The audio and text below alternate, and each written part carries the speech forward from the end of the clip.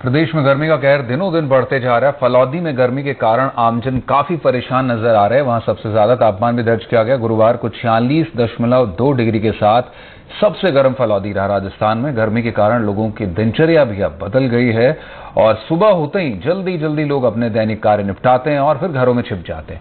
यही वजह है कि दोपहर के समय में फलौदी की सड़कें भी सुनसान हैं। प्रदेश में जहां एक और गर्मी ने अपनी दस्तक दे दी है, ऐसे में सबसे गर्म रहने वाला फलौदी जो कि 50 डिग्री तक भी अपना तापमान दर्ज कर चुका है, ऐसे में 46.2 डिग्री के साथ फलौदी के क्या हालात हैं, यहाँ की क्या कुछ व्यवस्था रही, यहाँ के लोग किस तरह से अपने को मैनेज करते हैं, हमने यहाँ पर कुछ लोगों से बात करने का प्रयास किया है। इससे में हम आपको बताते हैं कि समस्या के समाधान को लेकर लोगों की चाह रहती है कि फलौदी में कहीं न कहीं व्यवस्था सुधारी जाए। ऐसे में यहाँ कुछ लोग हैं हमारे साथ, उनसे बात करेंगे कि क्या कुछ है, गर्मी जो है वो 46.2 डिग्री के साथ कैसे मैनेज करते हो। फलौदी पर मां लटियाल की कृपा रही है। पत्रकार महोदय, मैं आपके माध्यम से बताता हूँ, फलौदी हर क्षेत्र में अग्नि रहता है। गर्मी में गर्मी ज्यादा रहती है, सर्दी में सर्दी, और बरसात के समय जब इंद्र भगवान बरसात करते हैं तो वो बेशुमार वर्षा करते हैं। लेकिन यहाँ की जनता पर मां लटियाल का आशीर्वाद रहता है जो इस गर्मी से निपटने के लिए वो शक्ति प्रदान करती है।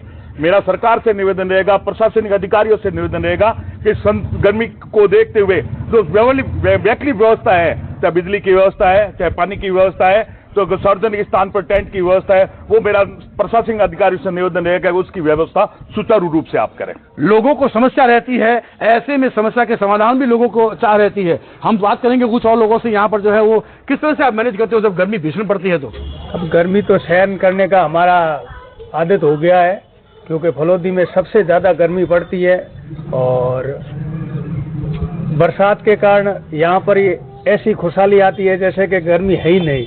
और हमारे ऊपर तो लटियाल माँ की कृपा है, तो हम गर्मी और सर्दी दोनों सहन करते हैं। और फिर भी गर्मी बहुत पड़ती है और नगर पालिका और प्रशासन, आप यहाँ पे कुछ पानी का छिड़काव होगा तो फलौदी में युवा है, बच्चे लोग हैं जो साइकिलें लेके निकलते हैं, तो उनके लिए अच्छा रहेगा। तो फिर गर्मी का कोई इलाज करे सरकार। गर्मी का स्तर जो है वो बढ़ रहा है, ऐसे में लोग कैसे काम करते हैं, क्या काम करते हैं, कैसे खुद को मैनेज करते हैं। हाँ, ये आप बताएं कि किस तरह से मैनेज करते हो जब ये गर्मी जो भीषण गर्मी पड़ती है फलौदी में।